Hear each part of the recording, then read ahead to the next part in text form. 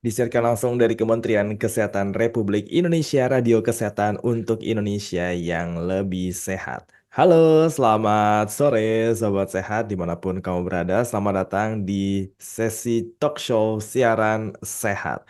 Sebelumnya saya ingin menyapa dulu untuk Sobat Sehat yang mendengarkan secara streaming di radiokesehatan.kemkes.go.id maupun aplikasi Radio Kesehatan dan juga yang menyaksikan secara langsung melalui live Instagram Kementerian Kesehatan Kemenkes_RI maupun yang menyaksikan rekaman ulangnya melalui YouTube resmi Kementerian Kesehatan. Sobat sehat dan juga healthies. Nah, siapa nih di sini yang suka makan makanan dan minum minuman manis ya? Ini memang satu hal yang cukup menggoda yang seringkali membuat kita tuh kalau makan dan minuman manis itu tuh bisa jadi melebihi batas. Bahkan ada yang bilang bahwa orang bisa bahagia nih kalau makan makanan atau minum minuman yang manis. Nah, hati-hati nih sobat sehat ya. Karena sesuatu yang berlebihan pastinya tidak baik untuk kesehatan ya. Dan resiko penyakit akibat makan makanan manis ini juga banyak banget ya. Jadi pastinya kita harus mewaspadai terkait mengonsumsi makan makanan ataupun minum minuman yang manis. Sore hari ini di siaran sehat kita akan membahas mengenai topik yang manis suka bikin candu. Gimana ngatasinnya? Bersama dengan narasumber kita yang sudah hadir di Zoom kita pada sore hari ini, yaitu dengan dokter dan ahli gizi masyarakat, Dr. Tan Shot Yen. Halo, selamat sore Dr. Tan. Ya, selamat sore Mas. Apa kabar? Baik, bagaimana kabarnya dokter? Alhamdulillah seperti yang kalian lihat sendiri. Alhamdulillah, wah ini senang sekali ya saya bisa berbincang kembali dengan Dokter Tan setelah sebelumnya kita ngobrol juga ya dok ya di podcast ya dok. Siap.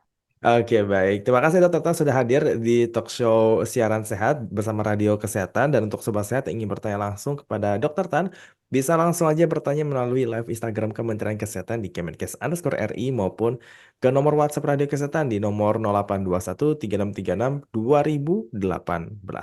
Baik, Dokter Tan, kenapa sih sesuatu yang manis itu biasanya bikin ketagihan ya? Mau itu makanan atau minuman gitu kan? Biasanya kalau udah makan makanan manis tuh kayaknya beberapa orang tuh susah untuk berhentinya. Ya, karena makanan manis itu memberikan suatu signaling ya, suatu channel di dalam kita punya otak. Nah, yang repot adalah makanan manis itu memang dianggap bukan bukan candu, bukan barang haram ya. Jadi kan merupakan barang haram kalau seandainya Anda make nafsa ya. Tetapi kalau misalnya saya minta sama Mas es krim atau lollipop atau permen, kayaknya kan baik-baik aja gitu, sah-sah saja gitu loh ya. Padahal kalau dipikir-pikir itu yang sedang membuat saya lagi manggil gitu ya. Apa sih yang saya butuhkan pada hari ini gitu loh. Jadi sekali lagi memang betul banget bahwa makanan manis itu akan memberikan signaling ke dalam otak kita yang mengatakan adalah kamu butuh lebih nih. Kalau kamu makan makanan yang manis, kayaknya hidup kamu jadi aman gitu loh. Because you are happy gitu. Karena itu kan memicu serotonin ya, memicu serotonin di dalam otak kita.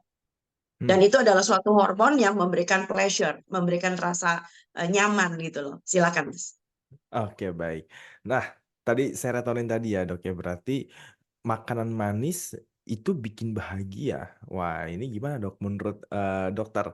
Dan mungkin bisa jelaskan juga nih ya manfaat dari konsumsi gula itu sebenarnya ada nggak sih? Begini, bahagia itu kan relatif ya, Mas ya. Bahagia yang betul-betul membuat kamu punya kebahagiaan yang hakiki, bahagia hakiki dengan bahagia semu ya. Bahagia semu tuh kayak misalnya kamu dapetin apa yang kamu mau juga itu ada rasa bahagia kan. Jadi eh, gue ketemu mantan pacar misalnya, wah ada rasa bahagia gitu ya. Berbunga-bunga CLBK, cinta lama bersemi kembali.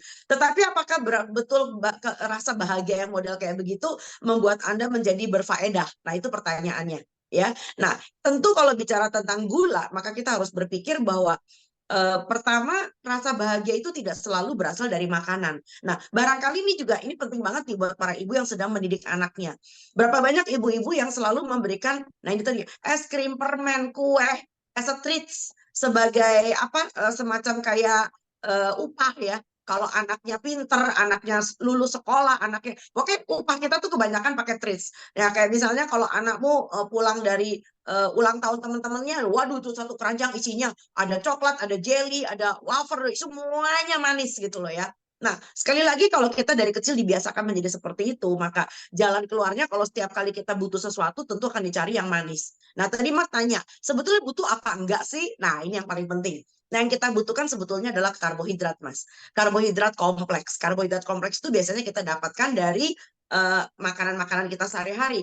Nasi, ubi, singkong, kentang, dan seterusnya. Nah, tetapi juga ada lagi karbohidrat simpleks yang kita bisa dapatkan dari buah. Tolong diingat, buah itu manis loh. Nah, buah itu mengandung fruktosa, dan fruktosa itu sebetulnya adalah karbohidrat yang simpleks ya. Jadi kalau memang rasa manis itu bisa kita penuhi dari buah. Nah, kebetulan nih menurut Survei Kesehatan Indonesia nih Mas, SKI tahun 2023 baru rilis. Sedih banget loh justru orang Indonesia yang tanah airnya kaya dengan sayur dan buah, malah 96% masyarakat kita tuh kurang makan sayur dan buah. Ini menandakan apa coba? Jadi Anda bisa bayangkan kalau rasa manis itu bisa Anda dapatkan kalau Anda makan sawo, makan markisa, manis loh. Makan mangga, ini lagi mau musim nih, dapat dari durian gitu, itu kan manis semua ya. It's okay gitu loh. Yang menjadi problem adalah manisnya berasal dari simple sugar. Tadi ya, dari gula pasir pemanis buatan, lalu belum lagi ditambah dengan ada gula gula aren tuh yang sekarang lagi ngetren buat minum kopi pakai gula aren. Gula aren nggak lebih baik daripada gula gula putih loh, tak kasih tahu. Itu aja Mas, kembali pada Anda. Oke, baik. Wah, ini menarik ya. Padahal Indonesia ini adalah negara yang sangat kaya akan sayuran dan buah-buahan, terutama buah-buahan manis nih. Tapi sayangnya survei mengatakan hal yang berbeda nih. Nah, kalau gitu nih, Dokter Tan, ketagihan konsumsi makanan manis itu tuh, itu apa yang bakalan terjadi secara efeknya jangka pendek dan jangka panjangnya? Iya, jangka pendeknya yang pasti adalah Anda nggak bakal ngerasa bahwa itu bermasalah. Ya, Anda nggak berasa itu menjadi masalah. Jadi Anda berpikir it's okay. Nah, tentu jangka pendek adalah tentang kegemukan. Karena kalau Anda masukin tambahan kalori, jangan lupa itu adalah tambahan kalori. Tambahan kalori yang membuat Anda tidak berasa berdosa. Lain kayak makan gorengan berlemak ya. Padahal justru kalau kita makan lemak itu ada batasnya loh. Kenapa? Ada rasa mual. Tapi kalau makan sesuatu yang manis itu kan manis itu kan lebih cepat dicerna menjadi gula darah ya. Jadi yang kita takutkan adalah Anda nggak punya rasa berhenti gitu loh. Karena apa? Habis dimakan kayaknya berasa pengen lagi. Habis makan coklat makan popcorn. Habis makan popcorn kita masih bisa makan apa namanya kemasan yang lain. Jadi nah, yang jangka pendek tentu adalah penimbunan dari trigliserida. Nah, tolong diingat, trigliserida itu atau lemak darah itu bukan cuma berasal dari minyak yang Anda makan, fat yang Anda makan, tapi kelebihan kalori. Nah, kelebihan kalori yang paling banyak pada orang kita nih ternyata adalah kelebihan kalori yang berasal dari gula. Karena protein mahal, Mas. Protein mahal. So, segala sesuatu yang manis itu lebih murah. Nah, yang repot adalah begitu trigliserida kita meledak, maka yang terjadi tentu saja kita bertambah gemuk ya. Nah, bertambah gemuk. Awalnya barangkali gemuknya belum tentu di lingkar pinggang. Awal awal gemuknya adalah kolesterolnya naik. Hah? Emang kolesterol gara-gara makan manis? Bisa gitu loh ya. Jadi itu ada semacam kayak jalur atau pathway yang tidak langsung. Jadi jangan cuma menyalahkan kolesterol itu berasal dari makan daging, dari makan kebanyakan telur nggak baik. Tapi juga berasal dari Anda punya makanan sehari-hari yang manis tadi gitu loh ya. Itu jangka pendek kegemukan. Jangka yang panjang, proses dari obesitas itu akan mengarah kepada banyak sekali penyakit yang lain. Yang pertama tentu adalah diabetes. Yang kedua, kita punya metabolic syndrome yang sudah bilang tadi. Ada dislipidemia, hiperkolesterol, dan sebagainya. Yang ketiga, jangan salah, bisa juga hipertensi. Nah, hipertensi dengan diabetes itu tetangga sebelahan tuh. Lalu ditambah lagi keropos tulang, Mas. Nah, jangan salah. Jadi, ibu-ibu yang suka mengeluhkan kok belakangan ini dengkul saya suka nyeri ya. Dokter bilang kepadatan saya udah kepadatan tulang saya sudah tidak baik. Oke, cek deh apa yang Anda makan. Dan yang kelima, punten, PCOS, Mas. Hewan apa itu? Polycystic ovary syndrome. Itu adalah yang menyerang organ reproduksi kita sehingga si sel telur kita itu tidak berkembang dengan sebagaimana mestinya. Jadi orang-orang yang kecanduan rasa manis, jajan-jajan, itu terutama perempuan-perempuan muda kita zaman sekarang ya. Jadi akhirnya berimbas kepada masalah infertilitas juga. Dan jangan lupa gula pasir berlebihan, gula-gula manis, gula-gula buatan itu sekarang dikaitkan dengan kanker. Nah, belakangan ini kita sudah mendapatkan data juga yang secara sahih bisa kita terima bahwa ternyata aspartam yaitu pemanis, pemanis buatan. Jadi kita udah takut nih ya makan gula pasir, makan gula jawa, pakainya aspartam misalnya. Aspartam itu erat dikaitkan dengan munculnya insiden penyakit risiko kanker. Hmm, Demikian. Jadi banyak banget ya. Jadi eh, ya memang itu bukan suatu kabar baik. Silakan. oke baik. Tadi menarik ya dok ya, ada survei yang mengatakan bahwa masyarakat Indonesia ini nih ternyata kelebihan gula. Nah kalau saya boleh agak kulik dikit nih dok, itu biasanya sumbernya dari mana dok? Apakah kalau kalau tadi bilangnya makanan manis ya dok ya, apakah makanan benar-benar makanan manis atau memang makanan yang dia kalorinya tinggi tapi nggak harus manis gitu? Dua-duanya betul. Yuk kita mulai dari sarapan. Siapa yang sarapannya pakai nasi goreng, kecapnya udah bergula? Ayo ngaku ya. Lalu kemudian pakai teh manis. Waduh, lebih gula lagi. Masih ditambah lagi pakai kue. Itu gula lagi. Lalu masih ditambah lagi ketika snack. Snacknya apa? Snack orang zaman sekarang agak agak antik ya. Beli kopi kekinian. Dan itu bukan kopi hitam, kopinya pakai gula. Lalu kemudian pergi ke kantor ngemut permen, gula lagi. Anda pernah ngukur nggak permen itu gulanya ada berapa? Nah itu menarik ya. Lalu sampai kantor ada meeting. Meetingnya ada apa? Ada jajan pasar. Ayo. Jadi aduh, kalau ini baru setengah hari ya Mas ya. Jadi bayangin Anda punya kecap, Anda punya apa namanya yang disebut dengan tadi apa namanya gula pasir buat manisin, lalu ditambah dengan permen kamu, ditambah kalau Anda beli kue juga, itu udah berapa gram, berapa ratus gram jangan-jangan. Itu dia. Ya, jadi ini belum sampai sore nih. Ditambah lagi kalau sore iseng misalnya, beli apa sih namanya itu boba-bobaan ya kan. Itu isinya gula lagi dan itu tanpa disadari. Sampai akhirnya orang Indonesia satu hari kemarin ini saya baca gimana ya. Kebayang nggak satu hari itu sampai ada yang mengasup gula sebanyak 200 gram. Ya, bayangin, yes, ya itu mata bisa copot tuh, huh? Gitu kan ya. Nah, 200 gram. And that makes sense ya. Apalagi kalau Anda berpikir bahwa ternyata Anda beli jus kemasan, lalu kemudian beli roti coklat, Anda nggak ngitung tuh gulanya berapa. Ya, ini juga. Nah, lalu kemudian pertanyaannya, batasannya sampai mana dong? Nah, kalau kita di Indonesia kita punya 451 ya. Jadi 4 itu adalah 4 sendok makan yang sebetulnya kalau menurut saya ini perlu direvisi ya. Karena tidak semua gula itu adalah dari gula pasir. Ya, tapi pemerintah kita masih punya 451. 4 itu artinya 4 sendok. Kalau disetarakan ya, tidak boleh lebih dari 4 sendok gula pasir, 5 sendok makan minyak, dan 1 sendok teh garam. Ini sudah ada nih di semua poster-poster Promkes dari Kemenkes 451. Nah, tapi WHO itu lebih kejam lagi, Mas. WHO mengatakan bahwa kalau Anda mau sehat, maka Anda tidak boleh mengkonsumsi gula sederhana tadi sebesar lebih dari 25 gram per hari. Jadi kalau WHO sudah menggunakan separuh dari kita punya standar gitu loh. Hmm. Dan ini tujuannya bukan cuma sekedar supaya tidak diabetes, tapi juga untuk menghindari berbagai macam risiko di kemudian hari yang jangka panjang tadi. Saya kembali pada Anda, Mas. Waduh, ini tadi ya sarapannya nasi goreng pakai kecap, terus minumnya teh manis ya kan. Itu baru sore terus nyicip-nyicip ya. Baru pagi. Sekarang kue ada yang bawa brownies gitu kan ya. Terus malamnya nongkrong gitu. Terus udah gitu pulang sebelum tidur mau ngemil dulu gitu. Rangkaiannya tuh bakal banyak banget ya, dok ya kalau kayak gitu ya dok. Wow. Benar banget. Ya, padahal kalau kita ngejalanin hidup orang Indonesia yang sederhana, makanya banyak orang mengatakan, ini dokter Tan ribet. Justru gue kagak ribet. Justru yang bikin ribet itu karena Anda punya kebutuhan banyak. Bayangin kalau kita hidup sebagai orang sederhana, ya anggap aja kita dari kampung deh, Mas. Ya pagi-pagi nggak pakai nasi goreng misalnya, pakai cocolan ke apa namanya ini loh, singkong rebus sampai cocol sambal ikan roa. Wih enak loh, Mas. Ya kan? Atau pagi-pagi cuma telur ceplok tapi nggak pakai kecap misalnya. Itu bisa aja namanya telur orak-arik ya. Telur orak-arik atau scramble egg bangsa kayak begitu. Itu kan nggak pakai kecap. Lalu minumnya air putih. Air lu banyak apalagi panasnya bukan main belakangan ini. Ya kan? Kalau mau minum teh, tehnya nggak usah pakai gula because you are sweet enough, Caila ya kan? Jadi udah deh ya. Jadi gimana ya? Indonesia tuh memang udah darurat banget untuk masalah kelebihan gula. Monggo. Oke baik. Nah ini nggak bisa lepas dari kebiasaan seseorang waktu masa kecil. Nah tadi kan dokter sempat mention ya dok, saya juga jadi inget ya kalau misalkan habis dari ulang tahun atau misalkan habis dari acara zaman saya kecil, saya dapat bingkisannya tuh snack semua tuh ya, yang asin dan yang manis. Waduh itu udah favorit kita semua tuh. Nah, gimana nih buat healthy atau sobat sehat nih yang sekarang punya anak dan suka banget ya makanan, dan minuman manis gitu. Nah, ini untuk mengedukasi anak dari usia dini. Untuk membatasi makanan dan minuman yang manis tuh, bagaimana Dok? Tapi sebelumnya, sebelum sampai mengedukasi Dok ya, mungkin kita perlu mengetahui dan memberikan contoh juga kepada anak kita bahwa, "Hey, orang tuanya sudah mengurangi makanan manis loh."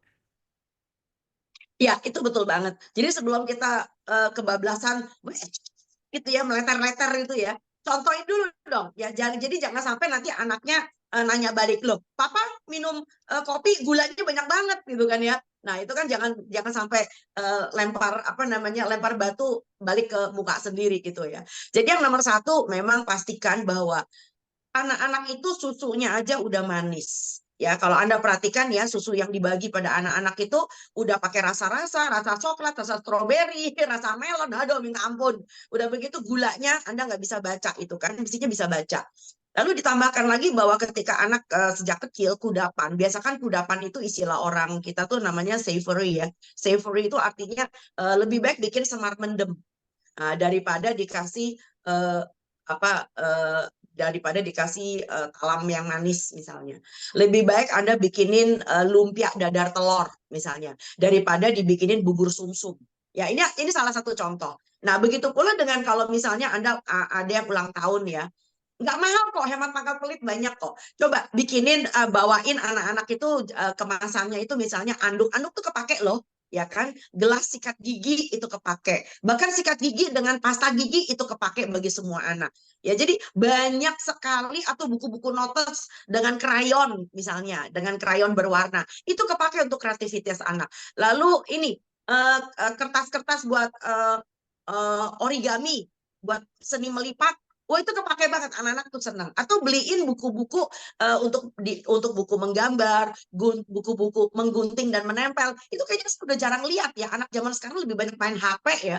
Ya, jadi cuman 2 dimensi gitu loh. Itu sedihnya bukan main ya. Jadi banyak banget kok sebetulnya yang bisa kita berikan kepada anak selain daripada makanan dan minuman manis. Menurut saya begitu. Dan kalau pesta ulang tahun, nah ini dia. Boleh nggak kita kembali kepada tradisi orang Indonesia? Daripada Anda pakai cake yang harganya mahal, yang bersusun-susun itu, boleh nggak kita pakai tumpengan? Nah itu keren loh. Tumpeng itu punya makna. Ya, lalu kemudian pakai nasi berkat, masya Allah itu indahnya bukan main mas gitu loh. Daripada ngikutin budaya orang asing yang akhirnya cuma tinggi krim, tinggi gula, tinggi lemak dan seterusnya. Mmm. Silakan, saya kembali pada Anda. Wah, boleh juga tuh ya, bener juga ya. Kita kalau, ulang tahun gitu bukan potong kue, tapi potong tumpeng kayaknya tuh lebih Juara. iya, lebih asik gitu kan ya. Nah, pas, yang buat orang dewasa nih Dok ya, kan tadi kan sudah, juga dikasih contoh nih ya, tapi untuk yang sudah kecanduan makanan dan minuman manis nih, karena mungkin mudah mulai tuh ya menyadari bahwa badannya ada yang nggak beres ya, entah dia secara looks jadi berubah, atau secara dalam tuh udah agak mulai-mulai menunjukkan apa ya, tanda-tanda jompo dini gitu loh, Dok. Nah, ini bagaimana, Dok, ya untuk kita kembali kepada makanan sehat ya, pelan-pelan transisi dari makan makanan yang manis itu, kemudian kembali lagi ke makanan yang sehat? Ya, sebetulnya nggak ada cara jitu sih, cuman satu aja, bicara tentang kesadaran. Ya, apakah kesadaran itu yang akan mengubah perilaku Anda? Sama kalau seandainya kalau kita sebagai nakes ya, kita terlalu banyak istilah orang Jakarta tuh banyak bacot gitu ya. Wah, itu nyinyir juga gitu, nyebelin gitu ya. Aku rasa sih kami-kami dari nakes kayaknya udah cukup deh, udah enough, enough is enough gitu loh ya. Nah, tinggal sekarang kembali lagi kepada masyarakatnya. Dan yang berikutnya lagi juga tentu saja dari kami-kami ini, kami sangat menghargai banget kalau seandainya ini benar-benar sudah waktunya kita desak untuk ada yang disebut dengan pajak makanan dan minuman yang berpemanis. Wah, ini dia pajak ya. Karena apa? Karena akhirnya yang dirugikan adalah masyarakat yang tidak paham. gitu loh ya. Sebab berapa banyak sih orang yang menonton siaran kita pada hari ini gitu loh ya. Sementara orang di luar sana itu berasa tenang-tenang aja. Contoh paling gampang kalau kita mudik ya. Kalau kita mudik itu biasanya orang yang menggunakan moda transportasi umum kayak bus ya kan, kayak kereta ya atau kayak kapal laut ya. Anda lihat supirnya, nakodanya, apa masinisnya, mereka selalu menyediakan dirinya untuk makanan-makanan manis, pakai teh manis karena itu kebiasaan orang kita yang mengatakan bahwa makanan manis itu memberikan mereka energi. Yang mana itu adalah energi kosong. Kenapa energi kosong? Karena hanya mengandung gula tapi tidak ada nutrisinya. Ya, jadi ini yang ngerinya bukan main gitu loh. Jadi dengan kata lain bahwa itu hanya bisa dirubah kalau kita menyadari. Nah, itu gunanya kenapa pajak untuk makanan dan minuman yang manis itu sudah saatnya, it's about time gitu loh ya. Bahwa di luar sana akan ada yang teriak kakinya keinjak ya otomatis lah. Tapi kalau kita cuma dengerin orang yang merasa cuannya kurang, tapi kemudian kita mempertimbangkan masyarakat yang terbengkalai karena mereka tidak tahu gitu loh ya, itu akan tentu kasihan lagi ya. Nah, kabar baiknya adalah dengan makanan yang manis seperti itu, karena pajaknya tinggi, tentu orang menjadi tidak mampu untuk beli karena tujuan kita supaya mereka tidak mampu beli. Jadi mereka hanya mampu minum misalnya teh yang nggak pakai gula. Ya bukan berarti kita miskin, tuh tehnya tawar nggak pakai gula karena emang sebaiknya begitu gitu loh ya. Atau misalnya beli makanan-makanan yang justru manisnya dikurangin karena harga gula mahal banget ya. Sama kayak kemarin kita harga cabai mahal, cabainya diganti warna merahnya pakai pakai pepaya. Merahnya diganti tuh kalau cabai botolan biasanya pakai pepaya sama ubi jalar tuh karena apa cabainya mahal. Tapi itu adalah suatu hal yang memang mau nggak mau mesti dilakukan ya. Sebab kalau tidak demikian maka efek jangka panjangnya adalah secara perekonomian pemerintah, secara perekonomian negara itu akan menjadi beban penyakit yang sebetulnya BPJS nggak usah nanggung. Karena apa? Karena sebetulnya bisa dicegah. Ya, coba kalau Anda perhatikan BPJS itu penyakit-penyakit katastrofik datangnya dari mana? Ya, seperti misalnya orang yang cuci darah ya gagal ginjal. Kalau kita telusuri sebagian besar dari mereka, mereka punya penyakit yang namanya diabetes, hipertensi, terutama diabetes. Diabetes ujung-ujungnya cuci darah. Terus yang mau ngebiayain siapa? Masa kita mesti gedor pemerintah? Kan lucu kan? So daripada kita membiayai orang buat cuci darah, lebih baik kita kencang sedikit bahwa kita mesti ngerem nih kebijakan-kebijakan yang memang merupakan suatu tanggung jawab dari pemerintah. Jadi setiap sektor itu punya punya kewajiban dan punya tanggung jawab ya. Jadi kita sama-sama punya kewajiban untuk promkes, pemerintah punya kebijakan untuk kencengin misalnya. Dan Oke. masyarakat punya kewajiban buat tahu gitu loh ya kalau ada apa-apa nggak ada yang nanggung. Silakan Mas. Oke, baik. Nah, ini menarik, Dok. Ada pertanyaan dari, sobat sehat kita nih, ada dari Faizah, usia 29 tahun di Bekasi. Ada 2 pertanyaan. Yang pertama, kalau gula semut atau kelapa, apakah lebih aman daripada gula pasir? Bagaimana dengan daun stevia? Nah, daun stevia itu tuh baik, Dok, yang sekarang yang jual, Dok, ada yang ditetes itu kan, 1 tetes masukin ke teh gitu, jadi manisnya sama kayak kalau pakai gula. Nah, kalau kayak gitu aman nggak sih? Yang kedua, apa benar makan manis itu bisa bikin anak mudah tantrum? Oke, jawaban yang pertama tentu jawabannya adalah pokoknya manis ya. Jadi Anda jangan mengatakan bahwa itu menjadi lebih baik ya. Sudah banyak juga dari penelitian tentang masalah stevia. Nah, sekali lagi, berapa banyak orang punya daun stevia di rumahnya? Nah, ujung-ujungnya apa? Ada juga orang yang akan memproduksi bubuk stevia. Jadi begitu kita sudah membuka peluang buat orang untuk melakukan perdagangan atau industri ya, maka ini akan menjadi kacau balau sama sekali. Jadi yang paling penting adalah bagaimana kecenderungan untuk menikmati makanan manis itu bisa kita alihkan untuk makanan yang lain lebih enak. Ya, prinsipnya demikian. Ada loh makanan lain yang lebih enak di muka bumi ini ketimbang kalau harus kamu tambahin dengan gula. Jujur ngomong ya, percaya nggak percaya, di rumah dokter Tan nggak ada gula pasir, Mas. Nggak ada gula pasir, sumpah. Gue hidup tuh karena apa? Saya nggak punya kecenderungan untuk sampai ke sana gitu loh ya. Nah, ini sedihnya banyak orang takut pakai micin lalu kemudian dia pakainya gula pasir sebagai penyeimbang. Ya udah makanya masaknya jangan asin-asin. Nah, orang Indonesia itu lucu. Nek masak keasinan tambahin gulo. Loh, mangan gulo kok ketoknya kok kemanisan ya? Tambahin uyah, tambahin garam. Lah bolak-balik aja terus itu makanan jadi penuh dengan macam-macam ya kan? Oke, saya mau nyambung dengan pertanyaan kedua. Apakah anaknya jadi tantrum? Jawabannya demikian. Sebetulnya bukan gulanya secara langsung menyebabkan anak jadi tantrum. Tapi sekali lagi, gula itu adalah penyokong dari kalori. Betul apa enggak? Tapi kalori kosong. Nah, karena anak ini kelebihan kalori, jadi otomatis dia akan berbuat apa saja untuk membuat kalorinya itu keluar dari tubuhnya. Betul nggak? Jadi kesannya kayak anaknya ini tantrum gara-gara gula, tapi bahasanya bukan tantrum gara-gara gulanya, tapi karena dia kelebihan kalori. Silakan. Oke, baik. Nah, ini juga ada pertanyaan yang cukup menarik nih, Dok, dari Andreas Wahyu di Susilo. Kalau gula diganti dengan sweetener atau tropikan, lebih baik atau sama buruknya, Dok? Yang biasanya tuh kemasannya warnanya kuning, terus ada gambar jagungnya tuh. Nah, itu kan biasa katanya ini gulanya lebih sehat. Nah, Ya, silakan, Dok. ya di mana-mana tukang kecap akan mengatakan kecapnya dia lebih enak sih memang. Namanya jualan kecap. Dulu bapak gue sih kalau ngomong gitu, jelas-jelas lu jual kecap lo gitu kan ya. Di mana-mana orang kalau jualan pasti mengatakan kecap dia lebih enak. Begini aja, saya nggak berani mengatakan mana yang lebih baik ya. Jadi itu gunanya kenapa kita sebagai masyarakat di dunia modern, dan itu gunanya kenapa orang tua kita mengajarkan kita bisa baca tulis. Yuk kita update yuk. Nah, update. Karena ternyata banyak sekali update-updatean sekarang yang menyebutkan bahwa dari studi-studi yang ada di luar negeri yang mengatakan bahwa ternyata yaitu tadi pemanis-pemanis buatan tidak menjadi lebih baik. Nah, salah satu hal yang lebih buruknya lagi adalah karena Anda merasa Anda menggunakan pemanis yang lebih aman, katanya lebih aman, and then you know what happen? Anda tetap gemuk. Karena apa? Karena bukan dari pemanisnya, karena Anda merasa I am safe. Aku aman nih. Akhirnya Anda makan lebih banyak ya, seperti misalnya Anda makan donat ya dengan pemanis yang terbuat dari tadilah yang katanya aman. Tebak apa yang terjadi? Anda bakal makan 4 atau 5 donat. Sedangkan kalau Anda misalnya pakai makan donat yang pakai tabur gula halus dan Anda tahu bahwa itu tidak baik ya, Anda barangkali cuman aduh gue cicipin seperempat aja deh, namanya lagi kangen, gue lagi pengen makan donat gitu loh ya. Jadi hati-hati, jadi Anda menjadi bertambah gemuk atau Anda menjadi bermasalah itu justru karena Anda menggunakan pemanis buatan tadi because you feel safe gitu loh. Sehingga Anda makan dengan kalori yang lebih banyak dari bahan makanan tersebut. Demikian, Mas. Oke, baik. Nah, ini terakhir nih, Dok, ya. Ini juga cukup menarik nih, dari Elmiati.62. Bagaimana kalau dengan kurma dan madu? Berapa takaran untuk usia 62 tahun dalam sehari?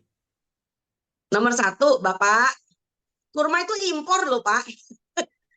Nah itu loh. Jadi kalau ini dikaitkan dengan kepercayaan tertentu, saya nggak berani ngomong, takut dihujat satu kampung, Mas. Tetapi yang menjadi masalah adalah kurma itu adalah manis. Nah, kalau Anda bisa cari kurma rooftop, nah saya tahu nih urusan perkumaan. Kurma rooftop itu adalah buah kurma ya, yang masih seger tuh Mas. Yang di Indonesia biasanya muncul warnanya kuning, digigit itu seperti masih kayak bengkoang, kretuk-kretuk. Ya itu adalah bagian dari buah. Itu jauh lebih sehat karena mengandung serat. Gulanya tidak terlalu tinggi karena belum jadi manisan, belum jadi manisan. Lalu kemudian masih banyak sekali air di dalamnya. Jadi kalau itu kurma rooftop, ya, ya Anda makan seperti Anda makan duku ya masih oke, walaupun mahal. Jadi kita ngeremnya karena dia mahal. Tetapi kalau yang Anda makan itu adalah dalam bentuk kurma yang udah kayak selai, yang udah kayak manisan, tentu Anda harus nahan diri. Ya, saya tidak yakin bahwa kurma itu menjadi lebih sehat kalau seandainya Anda makan berlebihan. Itu aja bahasanya. Atau Anda menganggap kurma lebih sehat sehingga Anda makan seperti kayak ya kayak ngemil ya. Ya jadi kurma nggak bisa dipakai buat ngemil. Kan biar gimana pun juga itu adalah gula. Hmm. Oh, Barangkali itu jawaban saya. oke, Dok. Terakhir, Dok, dari saya, Dok. Berarti kalau kurma yang basah, kan ada dua jenis kurma tuh biasanya, kan ada kurma yang kering sama yang basah. Yang basah itu tuh memang kandungan gulanya lebih tinggi dibandingin yang kering, Dok. Ya, Anda bisa pegang bahwa itu aja lengket. Nah, kurma yang kering biasanya itu kurma ajwa. Makanya disebut sebagai kurma nabi. Wah, gue berasanya kayak kuliah kurma nih. Jadi ada yang sukari, ada yang ajwa, ada yang kurma seger namanya kurma rooftop ya. Jadi tentu itu adalah suatu hal yang sangat berbeda. Ya, sama seperti Anda mengatakan Anda makan anggur, Anda makan kismis, anggurnya ada anggur merah, ada anggur moondrop ya, ya yang agak lonjong. So ini adalah suatu hal yang sangat berbeda. Tentu saja itu adalah spesies yang tidak sama. Hmm. Ya, Oke. sama-sama spesiesnya kurma, tapi kurma yang berbeda. Jadi kalau memang Anda nekat banget pengen makan kurma, ya sekalian aja digas pakai kurma rooftop. Jadi kurma yang masih betul-betul seger. Oke, baik. Oke, wah, ini menarik sekali, Dok, ya, pembicaraan kita pada sore hari ini, dan kita sudah memasuki pengunjung dari talk show Siaran Sehat. Sebelum kita tutup talk show pada sore hari ini, boleh, Dok, untuk memberikan pesan-pesan sehat kepada sobat sehat semuanya, silakan. Oh, pesan saya singkat aja. Perbanyak kupasan, tinggalkan kemasan. Juara. Salam sehat, Helmi. Wih, mantap. Perbanyak kupasan, kurangi kemasan. Wih, siap, Dokter Tani. Wah, terima kasih dok ya atas insight-nya dan juga paparan materi ini pada sore hari ini di Talkshow Siaran Sehat. Senang sekali lagi saya bisa ngobrol lagi sama Dokter Tan di Radio Kesehatan. Semoga saya selalu, Dokter Tan. Selamat beraktivitas kembali. Sampai berjumpa kembali ya, dok. Selamat sore. Baik, Sobat Sehat, terima kasih yang sudah mendengarkan melalui streaming di radiokesehatan.kemkes.go.id maupun aplikasi Radio Kesehatan dan juga yang menyaksikan secara langsung melalui live streaming di Kementerian Instagram Kementerian Kesehatan Kemenkes_RI dan yang menyaksikan secara tayangan ulang di YouTube Kementerian Kesehatan. Saya Audra Ramantio, pamit undur diri. Kita ketemu lagi di program siaran sehat lainnya dan saya ucapkan salam sehat.